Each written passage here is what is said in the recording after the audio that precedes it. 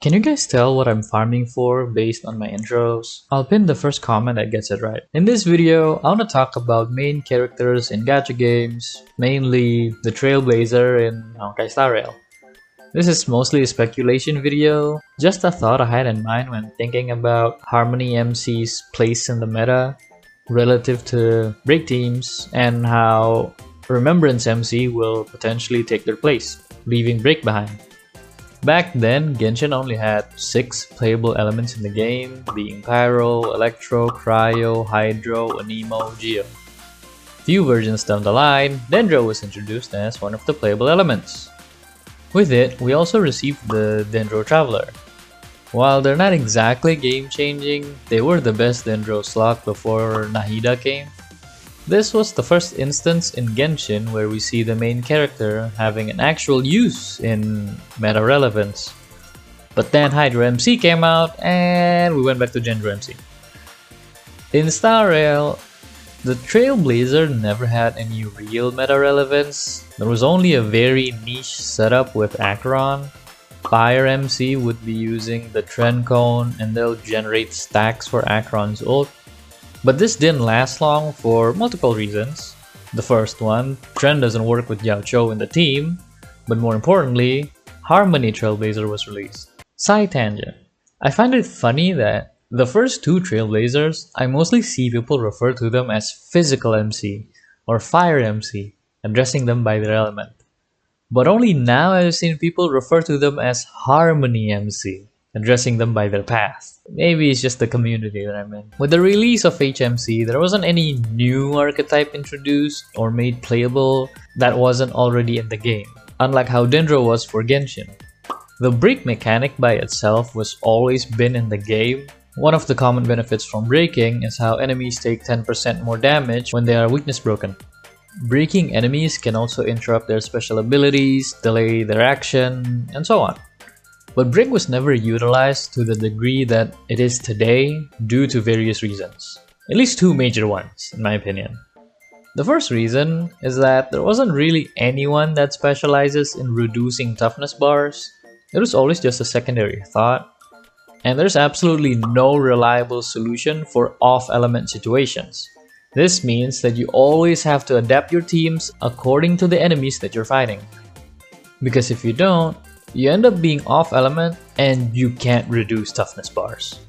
Which leads to the second reason. Even if you do deplete toughness bars, due to the nature of break builds, you basically only have a single meaningful damage window, which is the moment you inflict a break.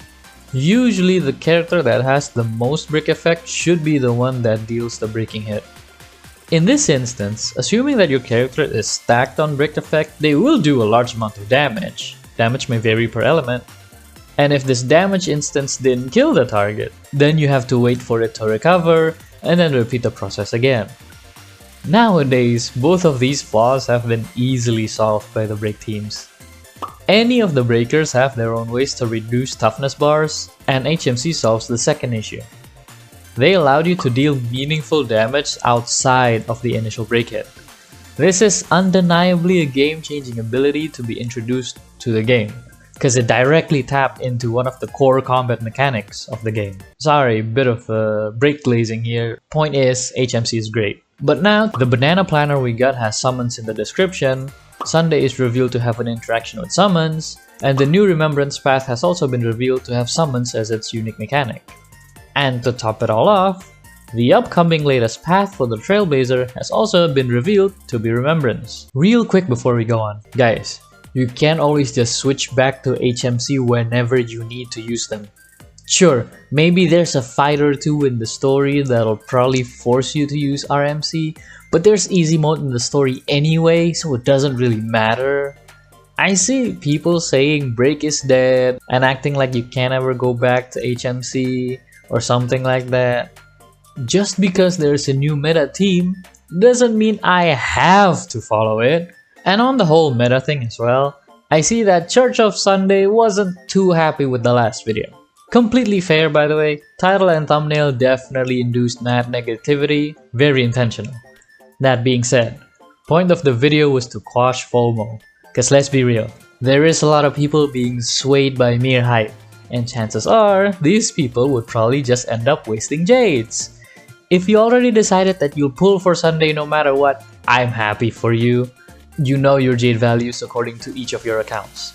But to the clueless ones, try to take a second and ask yourself, do you even need a better Bronya? A better Sparkle? If you don't know the answer, feel free to comment down below and ask away. I'll be answering them to the best I can.